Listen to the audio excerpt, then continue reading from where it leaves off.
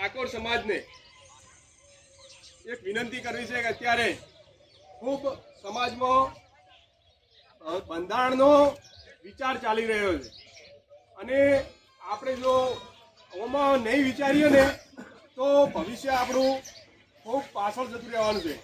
કાલના મેં એક જગ્યાએ વાંચ્યું હતું કે 7/12માં ઉતારામાં નોમ રાખવું હોય ને, 7/12ના ઉતારામાં નોમ રાખવું હોય તો લગ્નમાં ને આડા ખર્ચા બંધ કરવા પડશે. તમે વિચાર કરો, લગ્નમાં સમાજ બધો સ્વીકારવાનો જ છે. આપણે લગ્નમાં જે હોનું ચોદી લઈ જઈએ છીએ એ લગભગ સદંતર બંધ કરવાના વિચારણા ચાલી રહી છે આપણા સમાજની. તો એ ઠાકોર સમાજને સ્વીકારી લે તો આપણે પણ એ સ્વીકારી લેવું.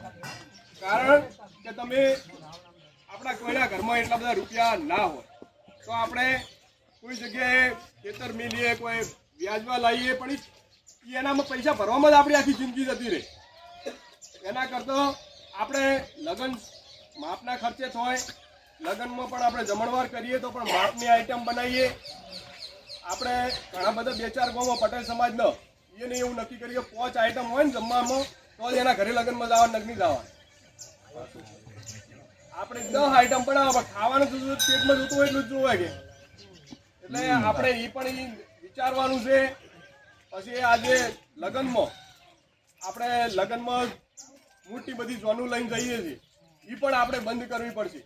આપણે બીજી સમાજ તો આપણે હોમેથી નાખે, પણ એ સમાજના બેઠા હોય ને આપણે જોન લઈને નીકળે ને તાર કે ખબર પડે કે ઠાકોર ભાઈની જોન નીકળે. હકીકત છે અને આપણે સ્વીકારવી પડશે.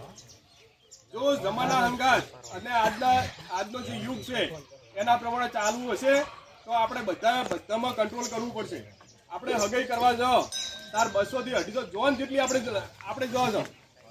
આ પણ એક ખોટો રિવાજ ચાલુ થઈ ગયો. તો આપણા કુટુંબના આપણે એકબીજાને કીધું ના કીધું આ બધી રીવું રાખવાની આપણે બધાને બંધ કરી દેવી પડશે. આપણે 25 તારીખ જે હોય કુટુંબના એટલા જ હગાઈ કરવા જોઈએ તો હોમલિયાને કોઈ ખર્ચો ના પડે. આપણે ખર્ચા પડાઈ ખર્ચા કેના માથે? આપણી સોડી માટે, કોઈ આપણા છોકરા માટે. તમે લગ્ન કરશો તો એ છોકરા માટે ભોગવવાન થાય. પછી આપણે ઓઢમણા કોઈ કામ આવતા નથી. એટલે ઓઢમણા તો કોઈ ના લાવતા. હવે પછી લગ્ન થાય એ ઓઢમણાની રોકડું તમારે 20 રૂપિયા આવશે તો ચાલશે, પણ ઓઢમણા લાવવાનું બંધ કરો. બીજું આપણે વાહણ લાવીએ એટલે કોઈ નહીં કોમ આવતા નહીં. લગ્ન કરીને ઘરે બધાને પડ્યા કોઈ નહીં કોમ નહીં આવે. એટલે વાહણના બદલામાં ધારો કે આપણે વાહણ 50,000 ના થાય કે 25,000 ના હાલવાના સોડી, તો 25,000 ની આપણે એને એફડી કે ફિક્સ ડિપોઝિટ કરીને સર્ટી આલજો તો સોડી કે આપણો એ જાર નોખું થાય. હું તો 15 વર્ષથી કુટુંબની નોખું થાય 25 ના 50,000 રૂપિયા થાય એના વાહન લાવશે તો એના કોમ આવશે. એટલે આવા બધા આપણે ભેગા મળો છો, આપણે ખૂબ સારી વાતો કરો છો, પણ આ બધું આપણે હવે કરવું પડશે. જો આ બધું નહીં કરો તો આપણે પાછળ ધકેલાતા જાશો. કોકની દેખાદેખી કરશો તો પણ આપણે પાછળ જતા રહેશો. આપણો વિકાસ થવાનો નથી. એટલે બધાને મારે આ 2 હાથ જોડી અને નમન બધાને વિનંતી કરું છું કે આ બધામાં આપણે વિચારવાનું છે.